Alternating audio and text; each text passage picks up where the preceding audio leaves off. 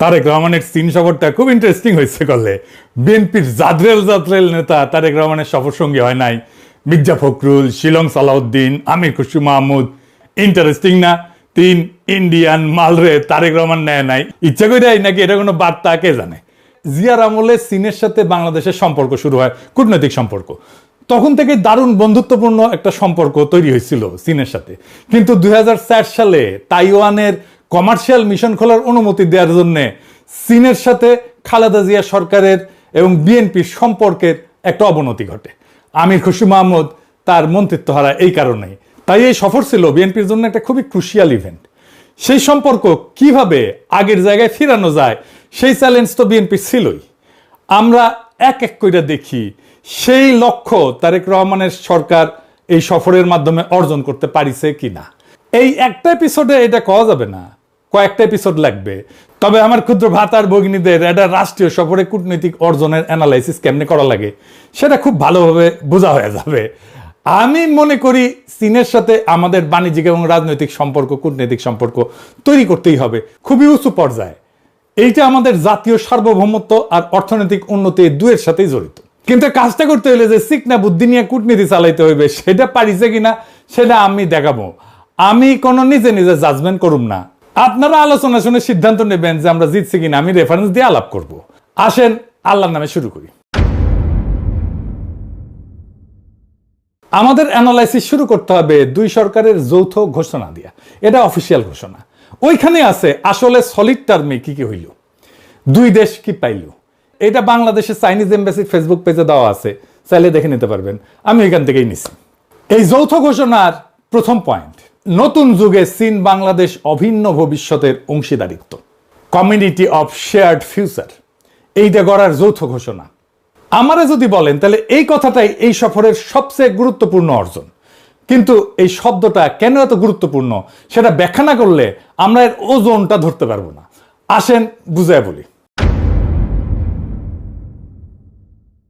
চীনের কূটনীতিতে সম্পর্কের একটা সিঁড়ি আছে, ধাপে ধাপে ধাপে ধাপে উঠতে হয়। সবচেয়ে নিচে সাধারণ সম্পর্ক, তারপরে বন্ধুত্বপূর্ণ সহযোগিতা, তারপরে অংশীদারিত্ব, তারপরে কৌশলগত অংশীদারিত্ব, তারপরে ব্যাপক কৌশলগত অংশীদারিত্ব, আর সবার চূড়ায় অভিন্ন ভবিষ্যতের অংশীদারিত্ব, কমিউনিটি অফ শেয়ার্ড ফিউচার।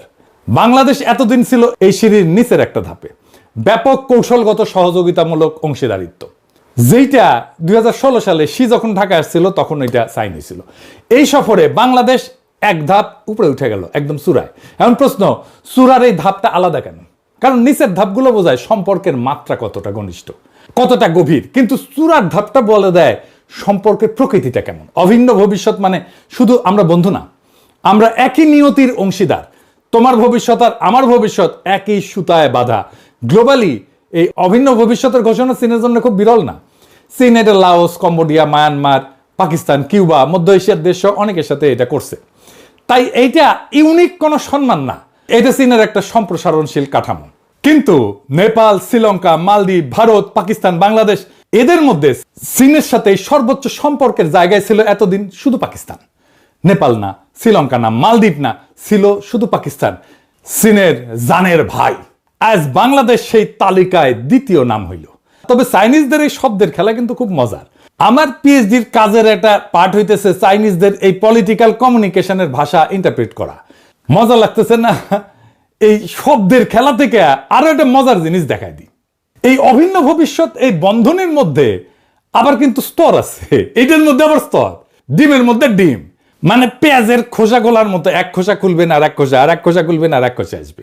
অভিন্ন ভবিষ্যৎ ঘোষণা দিয়েও চীন প্রত্যেকটা দেশের সাথে একটা আলাদা বিশেষণ যুক্ত করে দেয়। দেখেন, কম্বোডিয়ার সাথে চীনের বন্ধন হচ্ছে অল ওয়েদার অভিন্ন ভবিষ্যৎ, মানে সব আবহাওয়ার বন্ধু। লাওসের সাথে হাই কোয়ালিটি, হাই লেভেল অভিন্ন ভবিষ্যৎ, আর পাকিস্তানের সাথে ক্লোজার, ঘনিষ্ঠতর অভিন্ন ভবিষ্যৎ। আর বাংলাদেশের সাথে লেখা শুধু অভিন্ন ভবিষ্যৎ ইন দ্য নিউ এরা, নতুন যুগে। কোনো অল ওয়েদার না, কোনো ক্লোজার না, কোনো হাই কোয়ালিটি না, এটা বিশেষণহীন। A community with a shared future for mankind in the new era. তো এই লেভেলে আছে কোন কোন দেশ? মিশর, Serbia, Solomon island, Kenya. Bangladesh এখন এই দলে যুক্ত হইল। মামা আমি না ফার্স্ট হয়েছি, আমি সোলোমন আইল্যান্ডের সমান জায়গায় গেছি। বাংলাদেশের সমপর্যায়ে মিশর, সার্বিয়া, সোলোমন আইল্যান্ড, কেনিয়া। কেউই চীনের এক্সক্লুসিভ শিবিরে না। মিশর আমেরিকার সামরিক মিত্র, উপসাগরীয় অর্থে নির্ভরশীল, একই সাথে ব্রিক্সের সদস্য। সার্বিয়া ইউরোপিয়ান ইউনিয়নের প্রার্থী, ইউরোপের কেন্দ্রে। কেনিয়া পশ্চিমা উন্নয়ন সহযোগী, IMF এর সাথেও আছে, একই সাথে চীনের বড় ঋণ গ্রহীতা। সোলোমন আইল্যান্ড ছোট একটা স্পেসিফিক দ্বীপরাষ্ট্র, অস্ট্রেলিয়ার নিরাপত্তা প্রভাব বলয়। তার মানে এই স্তরটা মতাদর্শিক কোনো ব্লক না। মিশর, সার্বিয়া, কেনিয়া কেউই চীনের শিবিরভুক্ত না, এরা সবাই মাল্টি অ্যালাইড। বাংলাদেশ এই অর্থে তাদের সাথী। তাইলে এই লেভেলে যাইয়া বাংলাদেশের লাভ কি?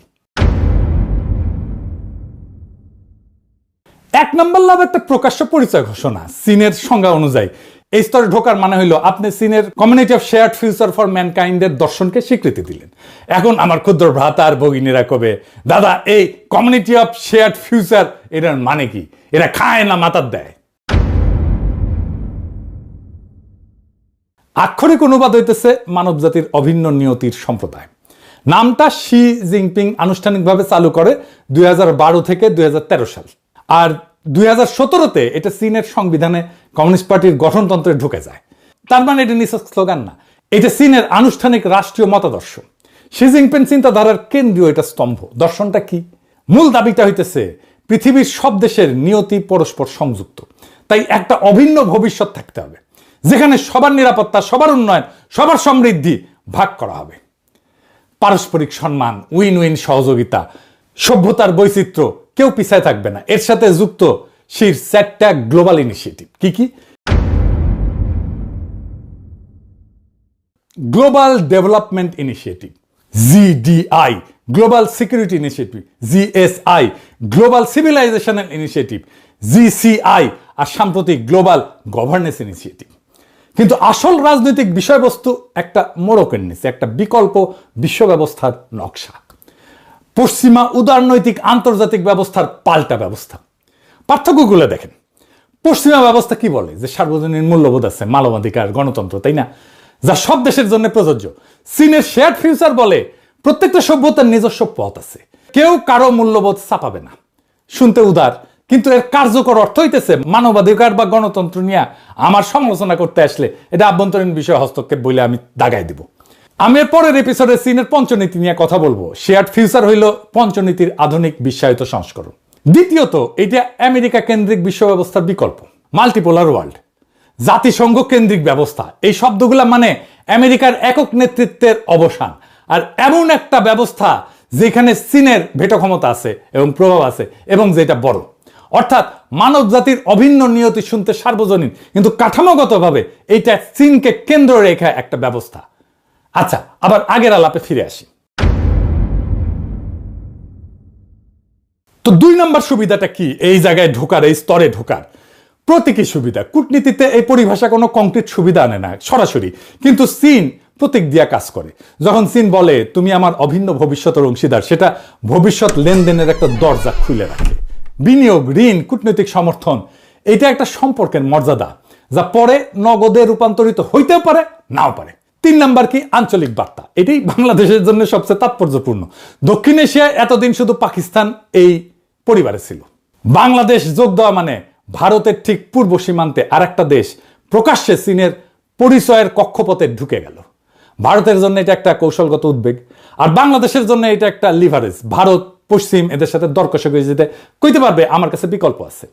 এটা একটা দেখানোর কার্ড থাকলো হাতে। এই পয়েন্টে আমেরিকার প্রতিক্রিয়া কি হইতে পারে সেটা নিয়ে পরের এপিসোডে আমি আলাপ করব। তবে পুরোটাই নির্ভর করবে বাংলাদেশের কূটনৈতিক মুনশিয়ানার উপরে। ভিয়েতনাম আমেরিকার সাথে ঘনিষ্ঠ নিরাপত্তা সম্পর্ক রাখে, আবার একই সাথে বিপুল চীনা বিনিয়োগ টানে, কারণ দুইটাই তার সামলানোর সক্ষমতা আছে। আমাদের আছে কিনা সেটা আমরা দেখব। এইবার আসেন 2 নাম্বার পয়েন্টে। 2 নম্বর পয়েন্টে লেখা আছে দ্বিতীয় বিশ্বযুদ্ধের ফলাফল রক্ষা, ফ্যাসিবাদী এবং সামরিকবাদী পুনরুত্থানের বিরোধিতা। এটার মানে কি? এটার মানে খুঁজে বের করতে হবে। মানে না বুঝলে হবে না। শুনে এটা মানে না বুঝলে এটা ভিতরে না ঢুকলে হবে না। এইটা আসলে চীনের জাপান বিরোধী অবস্থানের ক্ষেত্রে আমাদের সম্মতি নিয়ে নিল। কেমনে?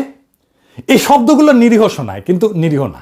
একটু খুলে বলি, কারণ এটা না বুঝলে আপনি বুঝবেন না বাংলাদেশ এখানে কি সই করলো। সামরিকবাদী পুনরুত্থানের বিরোধিতা মানে এই শব্দটা চীনের কূটনীতিতে একটা কোড। কাকে নির্দেশ কইরা? জাপানকে নির্দেশ কইরা। চীনের বয়ানে জাপান হইল দ্বিতীয় বিশ্বযুদ্ধের একটা অপরাধী দেশ, যে এখনো ঠিক মতো অনুতপ্ত হয় নাই, আর যে আবার সামরিকীকরণ করতেছে। আর যৌথ ঘোষণায়, কায়রো ঘোষণা এবং পচদাম ঘোষণার উল্লেখ আছে। এটা একটা কোড। কারণ চীনের যুক্তি এই দলিলগুলোতেই বলা আছে তাইওয়ান চীনকে ফেরত দিতে হবে, মানে দ্বিতীয় বিশ্বযুদ্ধের ফলাফল রক্ষা তাইওয়ান চীনের। আর আজকের প্রেক্ষাপটে যুদ্ধোত্তর আন্তর্জাতিক ব্যবস্থা রক্ষা মানে চীনের ভাষা এটার মানে আমেরিকার নেতৃত্বাধীন ব্যবস্থার বিরোধিতা করা, জাতিসংঘ কেন্দ্রিক ব্যবস্থার পক্ষে, যে জাতিসংঘে চীনের ভেটো পাওয়ার আছে। এখন আসল প্রশ্ন, এই জাপান বিরোধী, পরোক্ষ আমেরিকা বিরোধী ভাষায় বাংলাদেশ সই করলো কেন? জাপানের সাথে বাংলাদেশের কোনো বিরোধ আছে? নাই তো। উল্টাটা, জাপান 5 দশকের বেশি সময় ধরে বাংলাদেশের বৃহত্তম দ্বিপাক্ষিক উন্নয়ন অংশীদার। স্বাধীনতার পর থেকে $32 বিলিয়ন বেশি সহায়তা দেয়। মাতারবাড়ি সমুদ্র বন্দর করতেছে, বাংলাদেশের প্রথম গভীর সমুদ্র বন্দর জাপানি বানাইতেছে। চীন সোনা দিয়ে একটা গভীর সমুদ্র বন্দর বানাইতে চেয়েছিল, ভারত, জাপান আর আমেরিকার বিরোধিতায় সেটা বাতিল হয়ে যায়। আর জাপান মাতারবাড়ির কাজ পায় চীনের বিপরীতে একটা ভূ রাজনৈতিক জয় নিয়ে বাংলাদেশে। তাইলে দাঁড়াইলো কি? যে জাপান বাংলাদেশের সবচেয়ে বড় উন্নয়ন বন্ধু, যে জাপান চীনকে হারায় বাংলাদেশের বন্দর বানাইতেছে, বাংলাদেশ সে জাপানের বিরুদ্ধে চীনের কোডেড ভাষায় সই করে আসলো। এটা বাংলাদেশের চিরাচরিত অবস্থান কিন্তু না। চীনের ভূ রাজনৈতিক বয়ানের ভাষা সে গ্রহণ করলো, যেটা বাংলাদেশ নিজের স্বার্থের বিরুদ্ধে গিয়া গ্রহণ করছে। এইটা বাংলাদেশের তাবর তাবর ডিপ্লোম্যাটরা বুঝলো না, নাকি ধূর পটায় দিল চায় না। এখন প্রশ্ন আসতে পারে, এটা সাইন করলে বাংলাদেশে কোনো ক্ষতি হইলেও? বড় কোনো ক্ষতি হয় নাই, আমি এটা আগেই বলে দিই। কারণ বাংলাদেশ জাপানের নাম নিয়ে কিছু বলেনি, এটা সাধারণ ভাষায় সই করছে, যা চীনের স্ট্যান্ডার্ড বয়ানের অংশ। তাহলে বিপদটা কোথায়? বিপদ কি একেবারেই নেই? আছে, বিপদ আছে। বিপদ কি? 3টে জায়গায় বিপদ আছে। 1 নম্বর কূটনৈতিক। টোকিও এই কোডেড ভাষা চিনে, তারা জানে কায়রো, পটসদাম আর সামরিকবাদী পুনরুত্থান এটা কি। এটা চীনের জাপান বিরোধী শব্দ ভান্ডার, চীনের জাপান বিরোধী বয়ান। বাংলাদেশ সেই ভাষায় সই করায় জাপান তো ভুরু কুচকাবেই।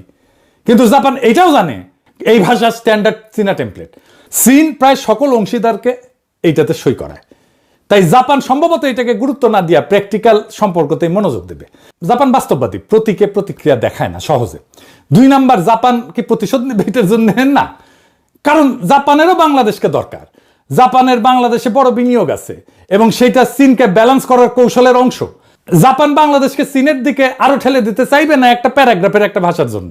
কূটনীতিতে যার আপনাকে দরকার সে আপনার ছোটখাটো অসঙ্গতি এটা হজম করে ফেলে। 3 নাম্বার, এখানে কিন্তু আসল বিপদটা বিশ্বাসযোগ্যতার ক্ষয়, নির্দিষ্ট শাস্তি না। বাংলাদেশের আসল কৌশলগত সম্পদ হইল credibility as a balancer. Balance রক্ষা করে চলার যে ক্রেডিবিলিটি, এটা ক্ষতিগ্রস্ত হয়। সবার সঙ্গে কথা বলতে পারার ক্ষমতা, কারো পকেটে না থাকা, এই ধরনের ভাষায় সই করলে সেই ভাবমূর্তি ক্ষয় হয়, এটা দাগ পড়ে, কালো দাগ পড়ে। জাপান, আমেরিকা প্রত্যেকে একটা করে নোট লিখে দেবে যে বাংলাদেশ চীনের বয়ান গ্রহণে দ্বিধা করে না, এমনকি নিজের স্বার্থের বিরুদ্ধে যায়ও। একটা যৌথ ঘোষণা বিপর্যয় ঘটায় না, কিন্তু এরকম 10টা সিগন্যাল আসলে বাংলাদেশের নিরপেক্ষ ব্যালেন্সের পরিচয়টা এটা হারায় যাবে। এই কাজটা বাংলাদেশ অনেক করে ফেলছে আগে। আমেরিকার সাথে ট্যারিফ এগ্রিমেন্ট সাইন করছে, ওইখানে আবার চীনের নাম উল্লেখ করে নাই, কিন্তু সরাসরি আছে নন মার্কেট এন্টিটির সাথে কৌশলগত চুক্তি করতে পারবে না, মানে চীনের সাথে। ইরানের প্রধান নেতা নাম মারা গেল, ইরানের বিরুদ্ধে পরদিন বিবৃতি দিল বাংলাদেশ। সব চুক্তি আর সব বিবৃতি যেহেতু ইংরেজিতে লেখা থাকে, তাই বাঙ্গুদের মনে হয় টিকি লিখেছে, সাইন করে দিই। হজ্জা গ্রামে বিচার করছে, একদিন এক লোক এসে নালিশ জানাইলো, লম্বা করে নিজের পক্ষে কথা কইল। হজ্জা বলল, ঠিকই কইছো তুমি। একটু পরে বিপক্ষের লোক এসে উল্টা কথা বললো, হ্যাঁ নিজের পক্ষটা বোঝাইলো। হজ্জা ওকেও কইলো, তুমি ঠিকই কইছো। তো পাশে বউ বসেছিল হজ্জা, তো অবাক হয়ে কইল, এ কেমন কথা? একজন বললো এক কথা, আপনি বললেন সে ঠিক, আর একজন উল্টা কথা বললো, সে আপনি বললেন সেটাও ঠিক, দুইজনে তো ঠিক হইতে পারে না। হজ্জা একটু ভেবে নিয়ে কইল, তুমিও ঠিক কইছো। পরের এপিসোডে দেখামো এই চীন সফরে আর কি কি ঠিক বলিছে বাংলাদেশ। তবে আমাদের লক্ষ্য হবে বাংলাদেশ যেন কারো পকেটে না ঢুকা নিজের স্বার্থ রক্ষা করতে পারে। সেইখানেই বাংলাদেশের মুক্তি, সেখানে বাংলাদেশের জনগণের মুক্তি।